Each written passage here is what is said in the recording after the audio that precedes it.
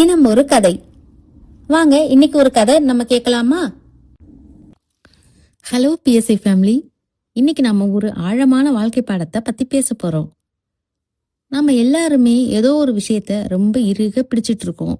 அது பயமா இருக்கலாம், கவலையா இருக்கலாம், இல்லைன்னா பிடிவாதமா கூட இருக்கலாம். அதை விட்டுட்டா என்ன நடக்கும்? இதோ இந்த ஜென் கதையில பார்க்கலாம்.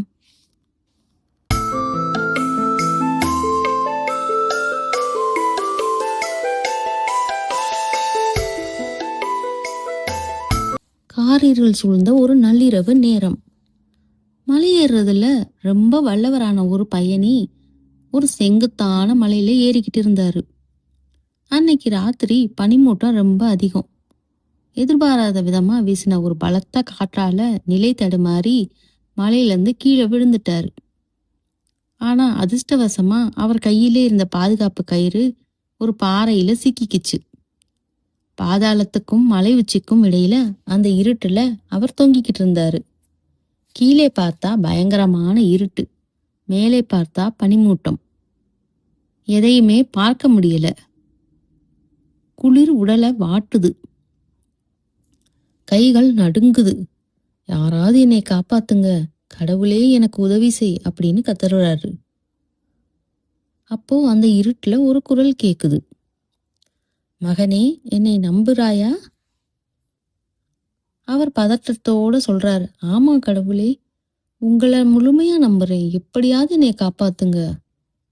அந்த குரல் ரொம்ப அமைதியா சொல்லுது, அப்படியானால் உன் கையில இருக்க அந்த கயிறை வெட்டி விடு, இல்லைனா கையை விட்டுடு, நான் உன்னை தாங்கிப்பேன். அந்த பயணி அப்படியே உறைஞ்சு போயிட்டாரு. என்ன, கயிறை விடுறதா?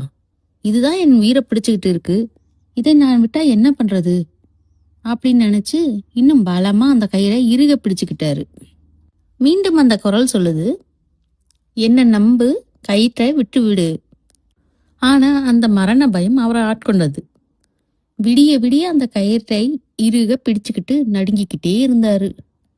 மறுநாள் காலை பனிமூட்டம் மெல்ல விலகி சூரிய ஒளி பரவுது. அந்த வழியா போனவங்க ஒரு விசித்திரமான காட்சியை பார்த்தாங்க. அந்த பயணி தரையில இருந்து வெறும் ஒரே ஒரு அடி உயரத்துல கயிற்றை பிடிச்சுக்கிட்டு தொங்கிக்கிட்டு இருந்தாரு. ராத்திரி முழுக்க அவர் அந்த பயத்துல பிடிச்சுக்கிட்டு இருந்த கயிறு அவரை ஒரு அடி தூரத்துல தான் வச்சிருந்தது. அன்னைக்கு ராத்திரியே அவர் கையை விட்டிருந்தா எந்த வழியும் இல்லாம தரையில நின்று இருப்பாரு. மக்களே, நம்ம வாழ்க்கையிலையும் பல கவலைகள் அப்படித்தான். தீர்வு ரொம்ப பக்கத்துலதான் இருக்கும். ஆனா நாம எதையோ இறுக பிடிச்சுக்கிட்டு இருக்க அந்த பயம்தான் நம்ம கண்ணை மறைக்குது. பயத்தை விட்டுட்டா மட்டும்தான் உண்மை தெரியும். நாமளும் பல நேரங்கள்ல இந்த ஒரு அடி தூரத்துல தொங்கிக்கிட்டு இருக்க பயணி மாதிரி தான் இருக்கும். உங்க வாழ்க்கையில நீங்க எதை பிடிச்சிட்டு இருக்கீங்க? அதை விட வேண்டிய நேரம் வந்துடுச்சா? யோசிச்சு பாருங்க. இந்த கதை உங்களுக்கு பிடிச்சிருந்தா உங்க பிஎஸ்ஐ ஃபேமிலிக்கு ஷேர் பண்ணுங்க. மீண்டும் ஒரு சுவாரஸ்யமான கதையோட உங்களை நாளைக்கு சந்திக்கிறேன். அதுவரை பர்பிள் ஸ்கை இன்ஃபோடெயின்மெண்ட் சேனலோடு இணைந்திருங்கள். நன்றி.